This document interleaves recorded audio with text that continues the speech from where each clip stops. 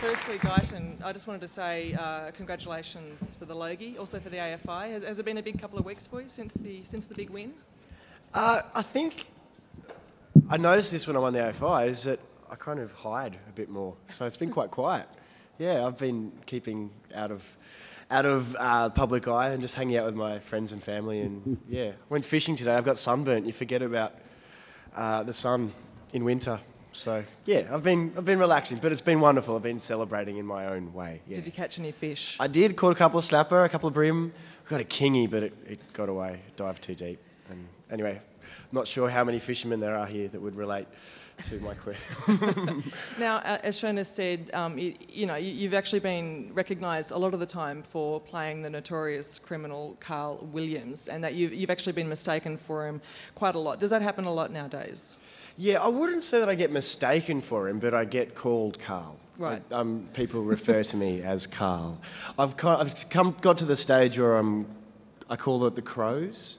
You can hear the Carl, Carl, Carl, Carl, Carl. And it's just, there's just crows everywhere. And it kind of washes over now. And, yeah. You actually got to exercise some of that demons too, because I watched the Chop Fest short, which is called Being Carl Williams, which is a bit like The Crow at one point, isn't it? Oh, yeah. Tell us about that short. Was it like exercising a demon? No, well, it had that element to it. It's a very good friend of mine, Abe Forsyth, who's an actor as well, and director and writer and, all round smarty pants. He wrote it. He said it's one of the easiest scripts he's ever written. It came out in 4 hours, and I was very reluctant to do it. It took me about 3 weeks before I said yes, that we should do it. Just because of that same idea of feeding the monster, and he's like, no, it's going to do the opposite. It's going to create awareness, and people will realise, how silly it is. But I think it pretty much gave every person licence to call me Carl as much as they wanted.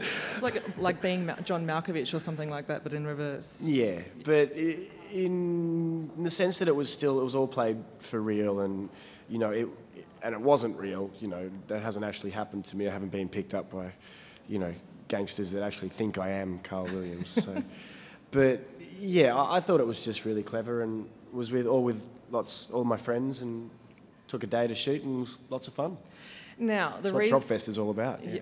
Well, a lot of people have seen it too. It's about 10,000 downloads, I think it is, on YouTube. Wow. Already, which I think that's perfect. Awesome. It's on St Kilda Film Fest next week too, if you're visiting from Melbourne, so go check it out there too.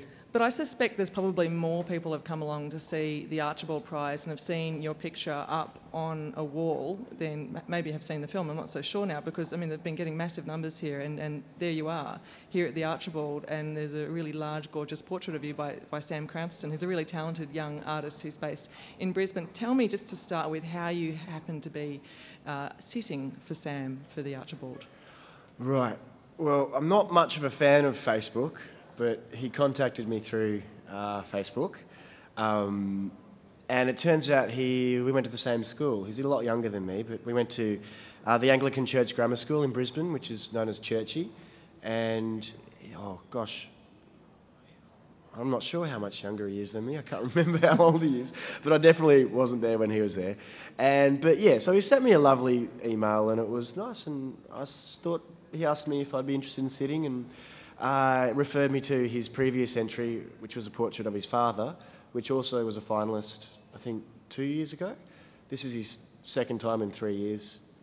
He's an amazing painter. He's all of 21, I think, and it's just phenomenal stuff. So yeah, I checked out those pictures on the net, and I was very impressed and a bit flattered, and thought, sure, let's do it. So the fact that he'd been an Archibald finalist before, did that influence you in a major way to saying yes, or would you have said yes anyway, having had a chance to look at the work? Yeah, once I'd seen his previous pictures, that was fine, yeah. I wouldn't, especially with AFIs and Logies, and I think awards are wonderful and they're important, but I don't think they're necessary to judge someone's, talent or worth, so... Yeah, I liked what he did and what he does, and I was interested in having a go at it. So have you sat for a portrait prior to this? No. I think we did it once in grade 7, where you shut your eyes. No, so you don't look down, and you've got to draw the person opposite you without looking down. And it's amazing what your teeth end up here and your eyes are down here. And Did Sam do that? yeah, we did a couple like that. He's pretty good at it if he did. Yeah, especially when he's using white on black, so, you know, it's amazing. Well, I mean, obviously you've learned a bit about Sam since then. Just tell us a bit about him as an artist. Yes, it's the second time he's been in the Archibald. What do you like about him and his work? I guess what I just said is his style of painting it's phenomenal, because what most people said, like friends and family, when they saw a picture of it or they actually came, they said, God, you look old. Because his style is he uses a white paint. I mean, I'm not much of an expert on painting, but white paint on a black canvas. So he actually paints around the black to make the lines. So there's still black lines that create the picture, but he's actually painted around that. It's the background that's actually the so lines. It's in reverse. Yeah. You're right. Yeah. And I just thought that was genius. I thought it was very clever, you know. It's not just something you can picture and I don't know how people paint, but yeah, I wouldn't be able to do that, and I haven't seen many other examples of that kind of style. So in terms of the sitting process, because I was having a chat to Ben Quilty here a couple of weeks ago, and he asked Jimmy Barnes, and it's a pretty amazing portrait as well, and he asked Jimmy Barnes to sit for the portrait, and he said, Jimmy, can you be off your face? That's what I want you to look like during the sitting. So what did Sam ask you to do? He just asked me to stand there, and I said, do you want me to pose? Or I've found myself doing quite a few photographic shoots in the last year now. And so I was when I began, I kind of took on that mode, I guess, went into that. So I was like, do you want me to, hey? Striking but there's no snap, you know, there's no look down and then, or... So yeah, I guess that was a little different, that experience. He just said, don't do anything, just talk to me, be there and look around, don't pose, don't stare at anything. I didn't have to be focused on anything or thinking of anything, or he just we just hung out, I guess, yeah. Is that confronting though, having been used to people filming you and, the flashing sound of a camera lets you know that your portrait's been taken, and all of a sudden someone's saying, can you just sit there? It's pretty personal. It is. It's you're very vulnerable. You're completely vulnerable. Even though he's a lovely guy and it's just the two of you and you're in a nice safe space and he's poured you a glass of wine but I guess because you've got nothing to do, you don't know what to do. So what did you do?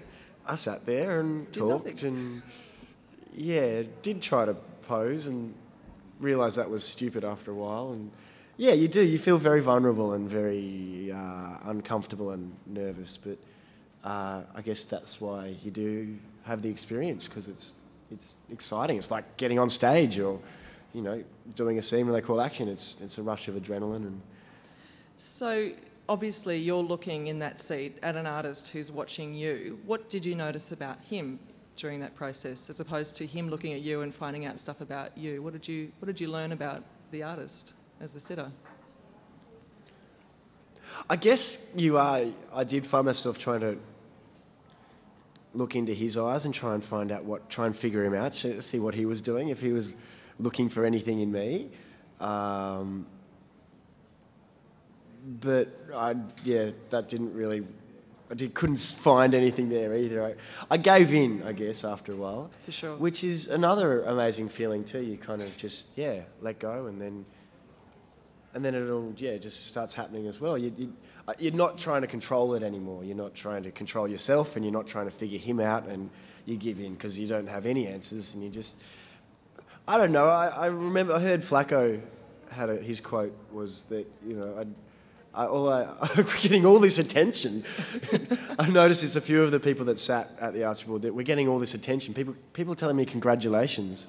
I was like, but all I had to do was sit there for 4 hours, or not as long for me, but yeah. So in that sense, we just had to sit there.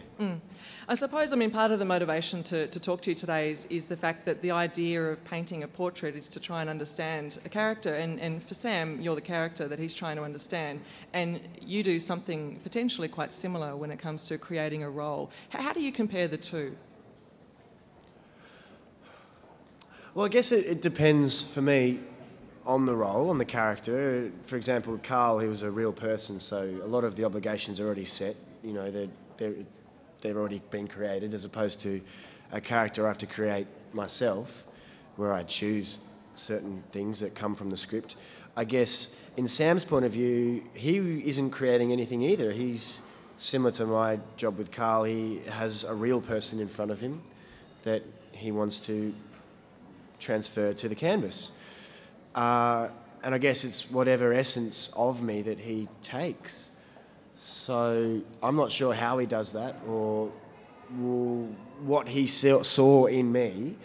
I guess a lot of friends and family said it looks like I'm quite sombre and lost. I can imagine I was in, not completely, but I was in those areas a bit at that time when he did that painting. So maybe he noticed that in me and put that down.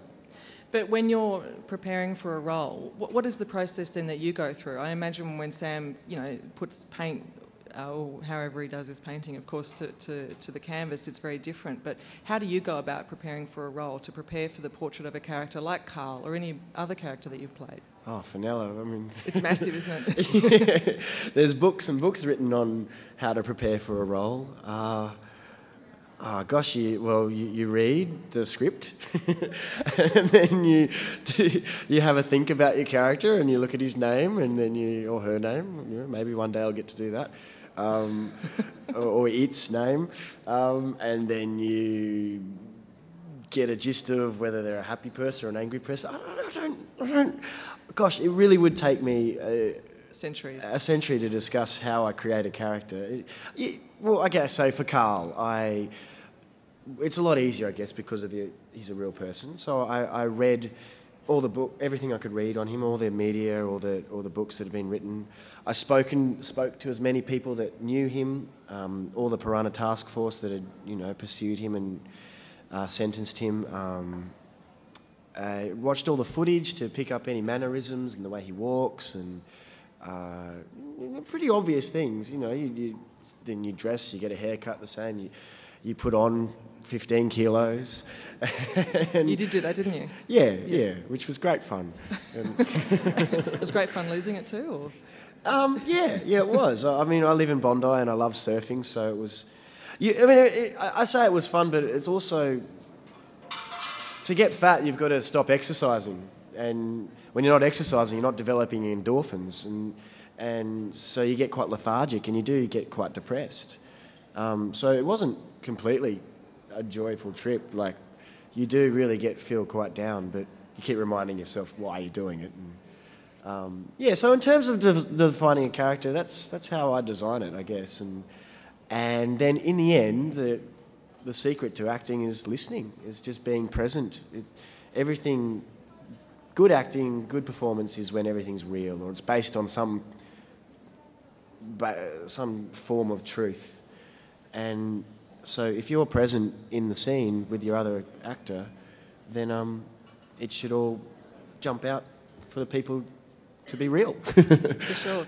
You're working on a number of other roles, I know, at the moment as well, including playing one of the 5 journalists from East Timor. Tell me a bit about that. Balabo is... We finished that August last year. Excuse me. It's set... Obviously, I'm not sure if everyone knows about the Balabo 5. The 5 journalists, Australian, that went over to East Timor in 1975 to document the Indonesian invasion and were captured and killed. So, that's due out in August, so that's very exciting. It was an amazing experience. Not just shooting the film, but being in East Timor. It was just so overwhelming. The people there are just... The humiliation, the humility of these people, just overwhelmed me completely. They've been through so much, so much war and rape and torture and terror, and for 35 years, and now that they're free, I couldn't find 1 ounce of anger or revenge in them. There wasn't one little incident of it, and they just want to be happy and have babies and get on with their lives. And I just found that so amazing after all that terror to just let it go. So, yeah.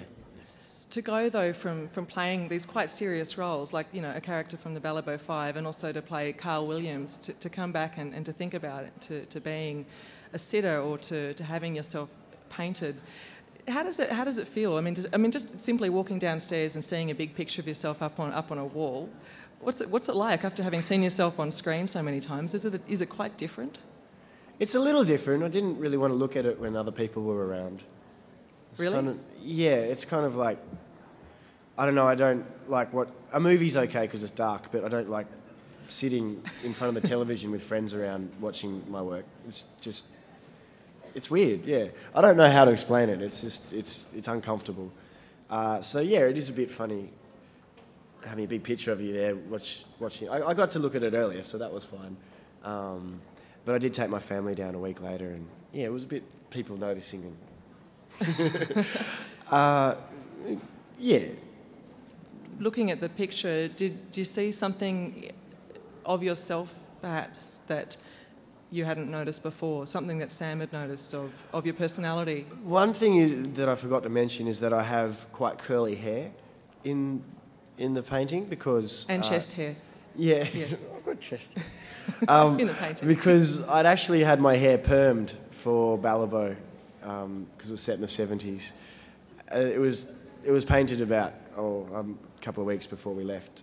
So, yeah, that's why I have curly hair. So, I mean, it's still me, but then that's part of a character that I was about to play as well that isn't normally me. So that's interesting. Is it a picture of you, or is it a picture of the character, or is it a picture of Sam, the artist, in a way? Because, of course, when an artist is painting a portrait, a lot of it is about themselves. Yeah. How do you see that? Well, I guess, you know, I have curly hair, but is that my curly hair, or is it the character's curly hair, or is it both of ours because I'm still wearing it as Gyton? I don't know. But I certainly do think he captured a part of me that I don't show that often, that's for sure. Yeah, and I guess in that respect it was quite uncomfortable to look at. It's like, oh wow, there's that part that I don't really show the world that much. I feel that shows quite a vulnerable side of me that I'm probably not showing right now, or you know, yeah, generally in public, yeah. I'll keep asking really serious personal questions. We'll get you crying, don't you worry. Okay, Oprah. Yeah.